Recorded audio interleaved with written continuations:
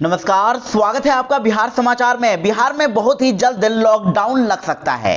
तो इधर बिहार में कोरोना बेकाबू हो गई है और कोरोना गाइडलाइन में फिर से बदलाव कर दिया गया है। तो वहीं बड़ी खबर है कि एनडीए में जल्द ही टूट हो सकती है। नीतीश कुमार आरजेडी में शामिल हो सकते हैं। साथ ही बारिश को लेकर एक बड़ी अपडेट सामने आ रही है। तो ऐसे ही आज की तमाम बड़ी खबरों के बारे में बात करेंगे। इससे पहले आपसे एक छोटी सी अनुरोध है कि इस वीडियो को एक प्यारा सा लाइक अवश्य कर दीजिएगा। आपका एक लाइक करना ही हमारी मेहनत का फल होता है।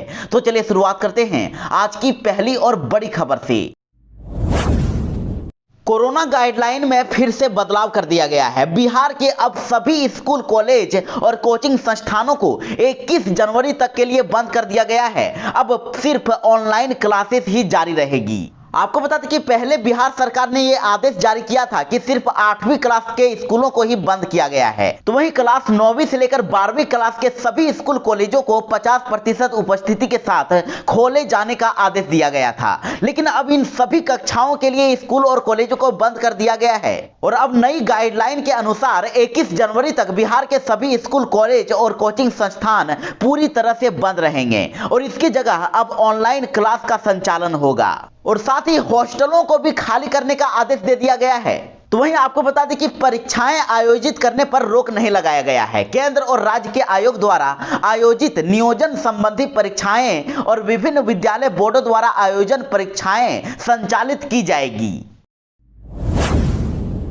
बिहार में एक बार फिर से बड़ा खेला होने वाला है। तेजस्वी यादव ने अब मुख्यमंत्री नीतीश कुमार को अपनी पार्टी में आने का निमंत्रण दे दिया है। तो वहीं अब एनडीए में टूट हो सकती है और मुख्यमंत्री नीतीश कुमार भी अब आरजेडी के साथ सरकार बना सकते हैं और 5 साल के बाद फिर से इतिहास दोहराता दिख रहा है। राजद ने अब नीतीश कुमार को खुला ऑफर दे दिया है कि वह जातिगत जनगणना के मसले पर बीजेपी को सबक सिखा दें। तेजस्वी यादव उनकी सरकार नहीं गिरने देंगे। आपको बता दें कि जगदानंद सिंह ने तेजस्वी यादव की ओर से नीतीश को खुला ऑफर दे दिया है। राजद की ओर से कहा गया है कि नीतीश कुमार जातिगत जनगणना और बिहार को विशेष राज्य के दर्जे के मसले पर कोई समझौता नहीं करें। वे बिहार में जातिगत जनगणना कराएं और बीजेपी का जो भी मंत्री इसके खिलाफ बोले उसे मंत्रिमंडल से बर्खास्त करें। अगर बीजेपी सरकार से बाहर हो जाती है तो राजद नीतीश की सरकार गिरने नहीं देंगे। तो वहीं बड़ी बात तो यह है कि कुछ ही घंटे में जदयू ने भी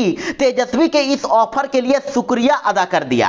यानी कि अब जदयू ने भी तेजस्वी यादव के इस ऑफर को स्वीकार कर लिया है और इधर इसके बाद बीजेपी भी गुस्से में आ गई है। बीजेपी ने आरजेडी पर हमला बोल दिया है और कह दिया है कि लालू यादव और नीतीश कुमार एक हो जाएं, रोका किसने है। और बीजेपी के विधान पार्षद नवल किशोर ने कह दिया है कि लालू यादव अपनी पार्टी का जदयू में विलय कर लें, नीतीश जी की पार्टी में खुद की पार्टी को मिला लें, इससे रोका किसने है। यानी कि अगर तेजस्वी यादव और नीतीश कुमार साथ आ जाते हैं तो बिहार में बड़ा भूचाल आने वाला है। बिहार में एक बार फिर से आरजेडी जदयू के साथ मिलकर सरकार बना सकती है, एनडीए में टूट हो सकती है और नीतीश और लालू की सरकार बन सकती है। बिहार में एक बड़ा खेला हो सकता है।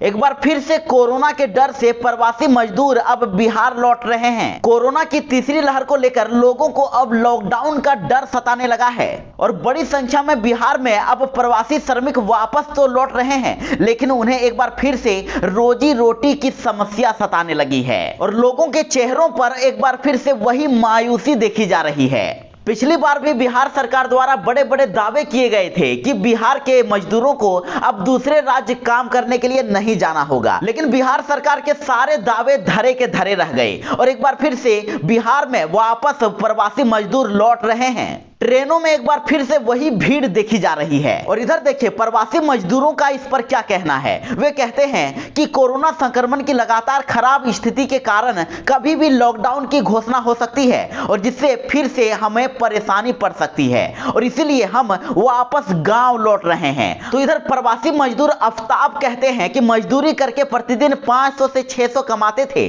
और उसी से घर परिवार चलता था और अब तो यहाँ पर रोजी रोटी का संकट भी खड़ा हो जाएगा, लेकिन जीवन भी बचाना है, जान भी बचानी है और परिवार का भी भरण पोषण करना है और इसलिए हम वापस घर लौट रहे हैं। मुख्यमंत्री नीतीश कुमार कोरोना को लेकर बड़े बड़े दावे कर रहे हैं, लेकिन इधर देखिए केंद्र सरकार ने अब कोरोना पर नीतीश के दावे की पोल खोल के रख दी है। उन्होंने कह दिया है कि बिहार में कोविड की कम जांच की जा रही है और इसीलिए टेस्ट की संख्या बढ़ाने को कह दिया है। जी हां, बिहार में कोरोना के विस्फोट के बावजूद कोविड की जांच कम हो रही है और बिहार के मुख्यमंत्री नीतीश कुमार लगातार ये दावे करते जा रहे हैं कि बिहार में रिकॉर्ड संख्या में कोरोना की जांच हो रही है, लेकिन केंद्र सरकार इस दावे से सहमत नहीं है। तो वहीं केंद्र सरकार ने बिहार सरकार को चिट्ठी लिखकर कोविड-19 टेस्ट की संख्या तत्काल बढ़ाने को कह दिया है। आपको बता दें कि देश में तेजी से बढ़ रहे कोरोना वायरस के मामलों में नया वेरिएंट ओमिक्रॉन ज्यादा पाया जा रहा है और ओमिक्रॉन के बढ़ते मामलों के बीच कई राज्य सरकारों द्वारा पर्याप्त टेस्टिंग नहीं कराने की जानकारी मिली है और इसके बाद केंद्र सरकार अलर्ट हो गई है।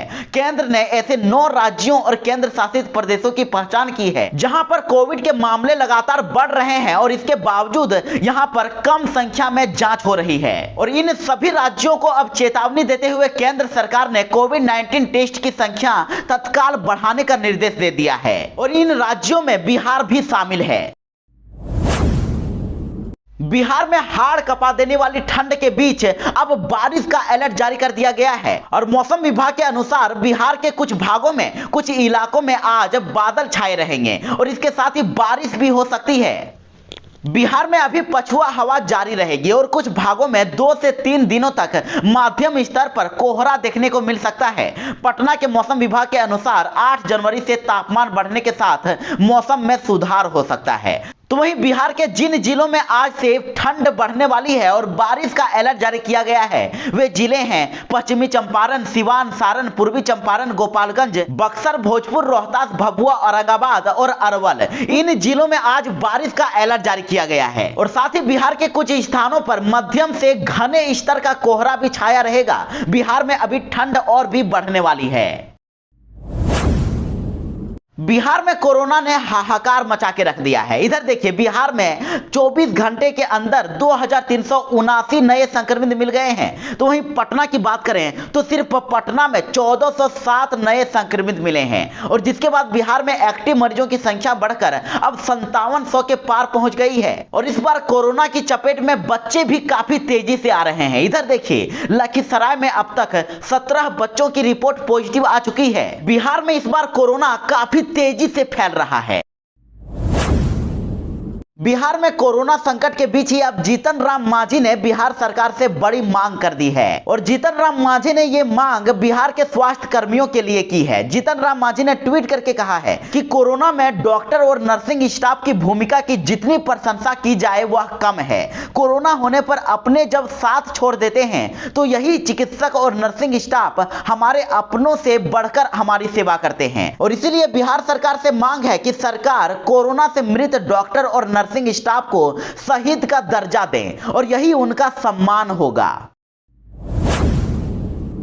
पंजाब में पीएम मोदी का काफिला रोके जाने के बाद अब बिहार में सियासी बवाल मच गया है। बिहार की राजनीति गर्मा गई है और अब आरजेडी ने बीजेपी पर निशाना साधते हुए लगातार कई ट्वीट कर दिए हैं और कई अलग अलग आरोप भी लगा दिए हैं और इसके साथ ही आरजेडी की तरफ से लालू प्रसाद यादव का एक पुराना वीडियो भी ट्वीट किया गया है जिसमें लालू प्रसाद यादव ने प्रधानमंत्री की जान की कीमत बताई है। आपको बता दें कि राजद के द्वारा शेयर किया गया यह वीडियो उस समय है जब लालू प्रसाद यादव बिहार के मुख्यमंत्री थे। इस वीडियो में लालू प्रसाद यादव ने कहा है कि आम जनता की जान की कीमत भी उतनी ही है जितना एक नेता या फिर एक प्रधानमंत्री की जान की कीमत होती है और इसके साथ ही राजद ने किसान आंदोलन में जान गंवाने वाले प्रदर्शनकारियों को भी मुद्दा बताते हुए लिखा है कि 500 किसानों की जान की कीमत 500 प्रधानमंत्री के बराबर होती है। बिहार के नवादा जिले में कुत्ते ने अपना दहशत फैला के रख दिया है। एक पागल कुत्ते ने अब तक 60 लोगों को काट लिया है और यह खबर नवादा के पंचातंत्र चौक की है जहां पर एक पागल कुत्ते ने करीब 60 लोगों को काट लिया है जिसके बाद सभी बुरी तरह घायल हो गए हैं और इस घटना से बाजार में अफरा तफरी मच गई है और घायलों को इलाज के लिए सदर अस्पताल में भर्ती करा दिया गया है। पागल कुत्ता अभी भी शहर में ही घूम रहा है और जिसे पकड़ने की मांग लोग कर रहे हैं। यदि यदि इस पागल कुत्ते को नहीं पकड़ा गया तो ये और भी कई लोगों को काट सकता है। पूरे शहर में इस पागल कुत्ते की ही चर्चा हो रही है। कुत्ते का खौफ ऐसा है कि लोग दिन में भी घर से बाहर नहीं निकल रहे हैं।